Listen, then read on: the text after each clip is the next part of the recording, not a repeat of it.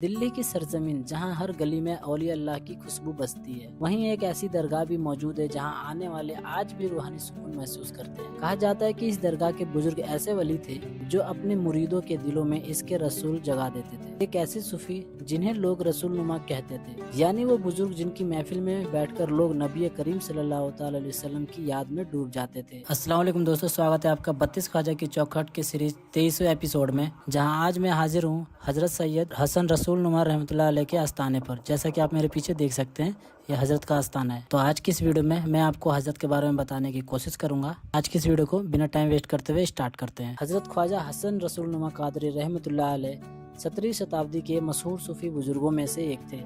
آپ کا تعلق سلسلہ قادریہ سے تھا۔ لوگ کہتے تھے کہ آپ کی سب سے بڑی خاصیت یہ تھی کہ آپ اپنے مریدوں کے دلوں میں اس کے مصطفی پیدا کر دیتے تھے۔ اسی وجہ سے آپ کو حسن رسول نما کہا جانے لگا، یعنی رسول اللہ صلی اللہ علیہ وسلم کی یاد اور جھلک دکھانے والے۔ تاریخی کتابوں کے مطابق آپ کا اصل نام سید حسن تھا۔ آپ کا نسب بخارا کے مشہور خاندان موسیٰ قاسم سے جڑتا ہے۔ آپ کے والد حضرت شاہ محمد مقیم اپنے دور کے بڑے عالم دین اور مغل سلطنت کے اہم عہدیدار آصف خان کی خدمت میں رہے، جنہیں بادشاہ شاہجہاں نے وزیر مقرر کیا تھا۔ اسی سلسلے میں آپ کا پریوار ہندوستان آیا اور سب سے پہلے نارنول میں قیام کیا۔ اس کے بعد آپ نارنول تشریف لے گئے، جہاں آپ کے چاچا حضرت تاج الدین شیر سواد چشتی رحمۃ اللہ علیہ کی نگرانی میں آپ کو روحانی تربیت حاصل ہوئی۔ والد کے انتقال کے بعد جب وراثت کی زمین آپ تک نہ پہنچ سکی تو روزگار اور علم کی تلاش میں آپ آگرہ کی طرف روانہ ہوئے۔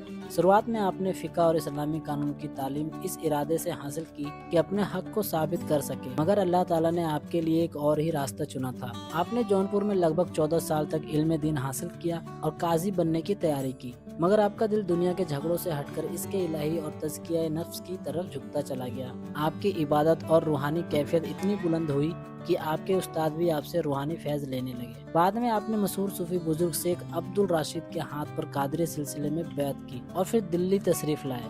یہاں آپ کی صحبت خواجہ باقی باللہ کے صاحبزادے سے رہی۔ جلد ہی آپ کی پرہیزگاری، علم اور روحانی اثر کی چرچا پورے دلی میں پھیل گئی۔ دور حکومت میں اورنگزیب عالمگیر جیسے بادشاہ بھی آپ سے ملنے کی خواہش مند تھے، مگر آپ نے ہمیشہ دربار اور دنیاوی شہرت سے دوری بنائی رکھی۔ آپ کی خانقاہ فقیروں، طلبہ اور مریدوں کا مرکز بن گئی۔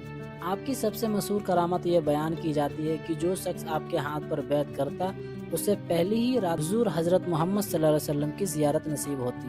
اسی وجہ سے لوگ آپ کو رسول نما کہنے لگے، یعنی وہ بزرگ جن کی صحبت انسان کو نبی کریم صلی اللہ علیہ وسلم کی یاد اور محبت سے جوڑ دے۔